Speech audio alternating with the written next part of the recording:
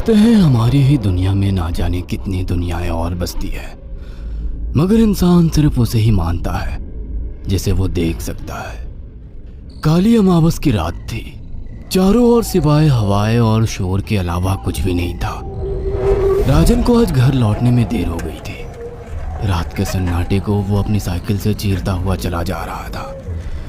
वो गांव की नदी तक पहुंचा ही था कि तभी उसे नदी के पास एक काला साया दिखाई दिया जो नदी के किनारे पानी को घूरे जा रहा था। इतनी रात को नदी के पास देखकर राजन के ना जाने क्यों रोंगटे खड़े हो गए। उसे ऐसा महसूस हुआ मानो उसके पैर साइकिल के पैडल पर जम गए हो। राजन कपकपाते हुए होठों से बोला, कौन है वहां पर? राजन ने इतना बोला ही था कि अचानक वो साया बिजली की रफ्तार से दौड़ता हुआ राजन के नजदीक आ गया। राजन की नजर जैसे ही उस साये पर पड़ी, उसके हलक से एक भयानक चीख निकल गई। इस घटना के 1 महीने बाद अर्जुन का सारा ध्यान ड्राइविंग पर था। उसकी पत्नी शिखा कार में ड्राइविंग सीट के बगल में बैठी हुई एक मैगजीन पढ़ रही थी। शिखा ने मैगजीन रखकर अर्जुन की ओर देखकर कहा, और कितनी दूर रह गया है तुम्हारा गांव अर्जुन? बस थोड़ी दूर रह गया है, आधे घंटे में हम पहुंच जाएंगे। तुम्हारे चेहरे पर इतनी टेंशन क्यों है? टेंशन क्यों नहीं होगी शिखा, मैंने अपनी माँ को बगैर बताए तुमसे लंदन में शादी जो कर ली। पता नहीं माँ तुम्हें देखकर कैसे रिएक्ट करेगी। डोंट वरी अर्जुन, मुझ पर भरोसा रखो। तुम्हारी माँ को मनाने की जिम्मेदारी मेरी है। आई होप शिखा ऐसा ही हो। यकीन मानो अगर ऐसा हुआ ना तो मेरे ऊपर से एक बहुत बड़ा बोझ उतर जाएगा। अब मुस्कुरा भी दो यार। अच्छा, तुम बता रहे थे कि गांव में तुम्हारी बहुत बड़ी हवेली बनी हुई है। कुछ बताओ ना अपनी हवेली के बारे में। अरे 15 मिनट में हम वैसे भी पहुंचने वाले हैं, तुम खुद देख लेना। कुछ ही देर में अर्जुन अपने गांव वीरपुर अपनी हवेली में खड़ा हुआ था। अर्जुन की मां अर्चना देवी अर्जुन के स्वागत के लिए हवेली के बाहर खड़ी हुई थी। अर्जुन ने दौड़कर अपनी मां के पैर छुए और डरते हुए बोला, ये शिखा है मां, मेरी पत्नी। हम दोनों ने लंदन में शादी कर ली। अर्जुन की बात सुनकर अर्चना देवी मुस्कुराकर बोली, कोई बात नहीं बेटा, एक ना एक दिन तो तुझे शादी करनी ही थी। इतना बोलकर अर्चना ने अपनी बहू को गले लगा लिया और वो अंदर आने का इशारा करती हुई वहां से चली गई। अर्जुन को अपनी माँ का ये बिहेवियर देखकर बहुत ज्यादा हैरत हुई। उसे उसकी माँ इस बार बहुत बदली हुई सी लगी। अर्जुन पूरे 10 साल बाद लंदन से आया था। अर्जुन उन्हीं ख्यालों में खोया हुआ था कि उसके कानों में उसकी पत्नी शिखा की आवाज टकराई। अब क्या बाहर ही खड़े रहने का इरादा है क्या? अंदर नहीं चलोगे? कौन से ख्यालों में गुम हो गए? मुझे लगा था माँ को मेरी शादी के बारे में जानकर बुरा लगेगा, मगर माँ को तो जैसे कोई फर्क ही नहीं पड़ा। अजीब आदमी हो, ये तो अच्छी बात है। मुझे मेहनत करने की जरूरत ही नहीं पड़ी। चलो अब अंदर भी चलो। अर्जुन और शिखा अंदर की ओर चले गए। अर्जुन ने देखा कि उसकी हवेली में सन्नाटा पसरा हुआ था। उसे याद था कि उसकी हवेली में बहुत सारे नौकर चाकर हुआ करते थे। डाइनिंग टेबल पर डिनर के दौरान अर्जुन अपनी माँ से जो बोला वो सुन उसकी पत्नी शिखा और रहस्यमय अंदाज में मुस्कुराकर लगातार देखे जा रही थी। माँ, हवेली के सारे नौकर कहाँ गए? मैंने सबको छुट्टी दे दी बेटा। लेकिन क्यों माँ, तुम्हें तो काम करने में बहुत ज्यादा तकलीफ होती होगी। नहीं बेटा, मुझे कोई तकलीफ नहीं होती। कुछ वक्त से मुझे सुकून और सन्नाटा अच्छा लगता है। अर्जुन इससे पहले अपनी माँ से कुछ कहता कि उसकी माँ ने उसे बोलने से रोक दिया। अर्जुन चुपचाप खाना खाने लगा। खाने के बाद अर्जुन और शिखा बेडरूम में चले गए। अर्जुन बेड पर सोच में लेटा हुआ था कि अचानक शिखा अर्जुन से लिपट गई और वासना का तूफान अपने चरम पर पहुंच गया था। अचानक शिखा को दरवाजे पर 2 लाल लाल आंखें दिखाई दिए। उसे ऐसा लगा जैसे कि कोई उसे देख रहा हो। शिखा ने तुरंत बेड से उठकर अपने कपड़े पहन लिए। क्या हुआ शिखा? अर्जुन, मुझे ऐसा लगा जैसे कोई हम दोनों को देख रहा हो। पागल हो गई हो क्या? हवेली में सन्नाटा पसरा हुआ है, एक भी नौकर चाकर नहीं है। तुम्हें वहम हुआ होगा।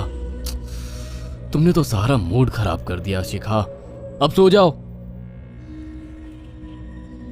उस रात अर्जुन तो गहरी नींद में सो गया, मगर शिखा की आंखों से नींद कोसों दूर थी। अगली सुबह शिखा जल्दी उठकर किचन की ओर चली गई, मगर उसने देखा कि उसकी सास अर्चना नाश्ता तैयार कर चुकी थी। माँ, आपने तकलीफ क्यों की? मुझे बुला लेती आप। शिखा की बात सुनकर उसकी सास अजीब से अंदाज में शिखा की ओर देखने लगी। उनके देखने के अंदाज में पता नहीं ऐसा क्या था कि शिखा को अपने रोंगटे खड़े होते हुए महसूस हुए। अर्चना धीरे धीरे करीब कदमों से शिखा के करीब आकर बोली, कोई बात नहीं बेटी, तुम्हें अब यहीं रहना है। तुम सिर्फ मेरे बेटे के साथ प्यार से रहो और जल्दी से मुझे एक पोता दे दो। काम की चिंता मत करो, वो सब मैं कर लूंगी। कुछ ही दिनों के बाद अर्चना गर्भवती हो गई। उसे हवेली में रहते हुए 6 महीने से ज्यादा वक्त हो चुका था और इन 6 महीनों में उसने नोट किया कि जब से वो गर्भवती हुई है, उसकी सास अचानक से आकर उसके पेट पर हाथ फेरने लगती और अजीब से अंदाज में उसके पेट को घूरने लगती। शिखा ने तंग आकर अर्जुन से कहा, अर्जुन, मुझे तुम्हारी माँ का बिहेवियर बड़ा अजीब लगता है। तुम्हारी माँ जब देखो मेरे पेट पर आकर हाथ फेरती रहती है। अरे माँ को अपने पोते के आने का बेसब्री से इंतजार है शिखा, इसमें अजीब लगने वाली क्या बात है? मैं तुम्हें कैसे समझाऊं? मैंने माँ की आंखों में एक अजीब सी चमक देखी है। कैसी चमक? शिखा के मुंह से अचानक से एक अल्फाज निकल गया, जैसे किसी डायन की आंखों में होती है। शिखा की बात सुनकर अर्जुन का गुस्सा 7वें आसमान पर पहुंच गया। वो गुस्से से चीखते हुए बोला, खबरदार शिखा, आगे एक शब्द मेरी माँ के खिलाफ मत निकालना, नहीं तो मुझसे बुरा कोई नहीं होगा। तुम्हें शर्म आनी चाहिए शिखा। जब से तुम यहाँ पर आई हो तब से मेरी माँ तुम्हारी कितनी चिंता करती है। वह तुम्हें समय से खुद नाश्ता बनाकर देती है, खाना देती है, यहाँ तक कि हवेली की साफ सफाई भी वो अकेली करती है। क्या बोलूं अब तुमसे, शर्म आती है मुझे तुम्हें अपनी पत्नी कहते हुए। इतना कहकर अर्जुन गुस्से से कमरे से निकल गया। शिखा अर्जुन से बहुत कुछ कहना चाहती थी, मगर कह नहीं पाई। उसने महसूस किया था कि चाहे कितनी भी तेज आंधी और तूफान आए, मगर हवेली के अंदर धूल की एक परत तक नहीं जमती थी और दिन ब दिन अर्चना के चेहरे की झुर्रियां कम होती जा रही थी। ऐसा लगता था मानो वो जवान हो रही हो। शिखा के अब 9 महीने कंप्लीट हो चुके थे और एक रात अचानक उसे प्रेगनेंसी पेन होने लगे। वो दर्द से तड़पने लगी। ये देखकर अर्जुन घबरा गया। वो दौड़ा दौड़ा माँ को बुलाकर लाया और बोला, माँ, हमें तुरंत शिखा को किसी अच्छे हॉस्पिटल में एडमिट कराना होगा। अर्जुन ने देखा कि उसकी माँ ने उसकी बात को सुना ही नहीं। वो तो बस शिखा के गर्भ की ओर आंखें फाड़ फाड़ कर देखी जा रही थी। अर्जुन एक बार चिल्लाकर कहा, माँ, हमें शिखा को इसी वक्त हॉस्पिटल में एडमिट कराना होगा। नहीं, शिखा की डिलीवरी हॉस्पिटल में नहीं, इसी हवेली में होगी। लेकिन इस हवेली में आपके और मेरे अलावा कोई नहीं है। तभी शिखा दर्द से तड़पने लगी। अर्चना ने अपने बेटे को धक्के देकर कमरे से बाहर निकाल दिया और दरवाजा बंद कर लिया। अर्जुन हक्का बक्का रह गया। अर्जुन दौड़ता हुआ गांव की ओर गया। उसने देखा कि गांव में एक पेड़ के नीचे गांव के सभी बुजुर्ग इकट्ठे थे। उनके हाथों में जलती हुई मशालें थीं।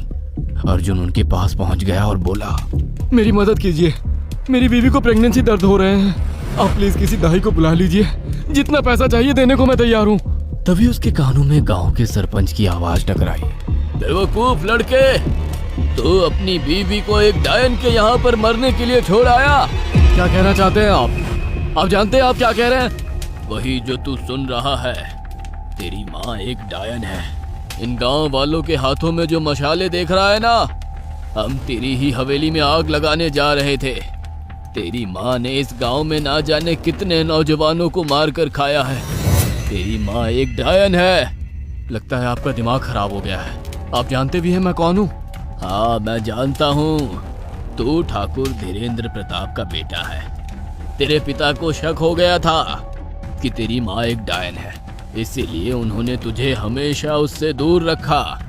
पहले तेरी माँ ने तेरे पिता को मारा और धीरे धीरे करके वह हवेली के सारे नौकरों को मार कर खा गई और फिर गांव वालों को भी मारने लगी। और अब तो तेरे होने वाले बच्चे को खाएगी, क्योंकि डायन को नवजात शिशु का मांस खाना बहुत पसंद होता है। अगर मेरी बात पर यकीन नहीं है तो चलकर मेरे साथ तो खुद अपनी आंखों से देख ले। इतना कहकर सरपंच अर्जुन को लेकर हवेली की ओर चल पड़ा। उसके पीछे कई लोग थे जो जलती मशाले पकड़े हुए थे। हवेली के अंदर घुसकर उन्होंने उस कमरे के दरवाजे को तोड़ दिया जहां पर शिखा थी। कमरे का मंजर देखकर अर्जुन के रोंगटे खड़े हो गए। उसने देखा कि उसकी माँ एक बेहद भयानक रूप में उसके बच्चे का मांस खा रही थी और उसकी पत्नी शिखा फर्श पर मरी हुई पड़ी थी और पूरा फर्श खून से लाल था। अर्जुन को अपनी आंखों पर यकीन नहीं आ रहा था कि तभी उसकी माँ उसके ऊपर झपटी। सरपंच ने चीखकर कहा, अरे इस डायन को आग लगा दो, जिंदा जला दो इसे और साथ ही इस हवेली को भी। सभी लोगों ने जलती हुई मशाले डायन के ऊपर फेंक दी। देखते ही देखते डायन दर्द से चीखने और चिल्लाने लगी और कुछ ही देर में वो जलकर राख हो गई। हवेली में आग लगते ही सभी लोग अर्जुन को खींचकर बाहर ले आए। अगले दिन अर्जुन अपनी पत्नी की यादें साथ लेकर आंखों में आंसू लिए दोबारा लंदन वापस चला गया। अगर आपको हमारी ये कहानी पसंद आई हो तो इसे लाइक और शेयर करना ना भूलें। साथ ही ऐसी और नई कहानियों के अपडेट्स पाने के लिए हमारे चैनल अक्षु टीवी को जरूर सब्सक्राइब करें।